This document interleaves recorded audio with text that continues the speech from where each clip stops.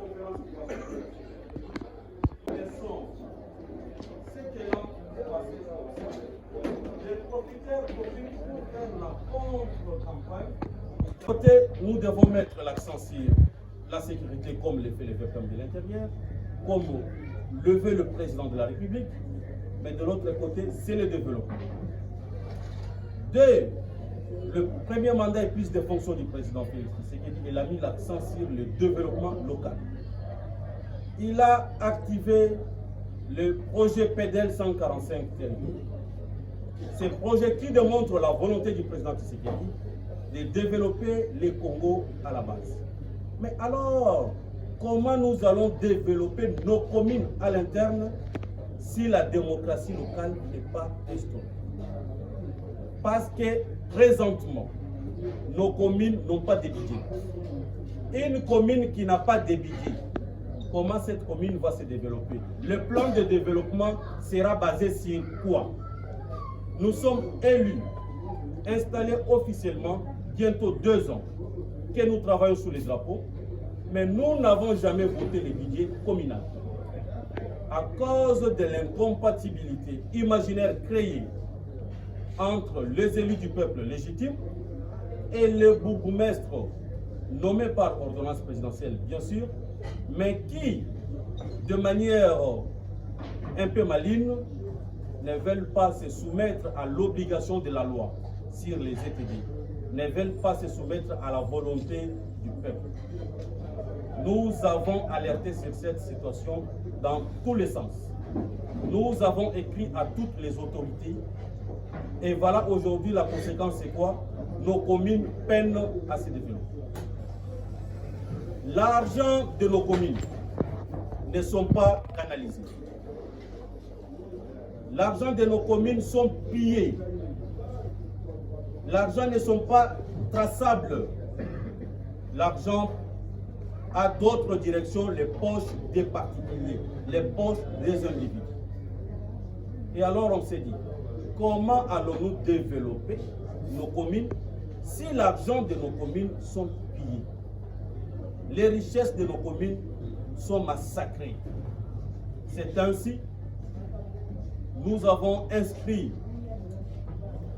ces deuxièmes points et thématiques au rendez-vous de notre conférence des présidents des conseils communaux pour débattre ensemble, comprendre la question de sécurité et qu'est-ce qu'il faut faire. En deuxième lieu, comprendre la thématique du développement local et qu'est-ce qu'il faut faire à la place pour donner une réponse valable à ce que nous vivons aujourd'hui, au détournement que nous vivons aujourd'hui, à la destruction de nos communes que nous vivons aujourd'hui. Et par là, la conférence qui va se clôturer jeudi le 25 va voter des résolutions. Les résolutions seront orientées à l'endroit du gouvernement central. La conférence va voter les résolutions à l'endroit du Parlement, donc l'Assemblée nationale et le Sénat. La conférence des présidents des conseils va voter des résolutions à l'endroit des gouverneurs de province. Et la conférence des présidents des conseils communaux va voter des résolutions et des recommandations et suggestions sur la politique locale. Donc la politique de nos communes, afin de répondre positivement à l'attente de notre peuple. Répondre positivement à l'attente du président de la République, Félix Tshisekedi, qui attend de nous un travail de titan à la base.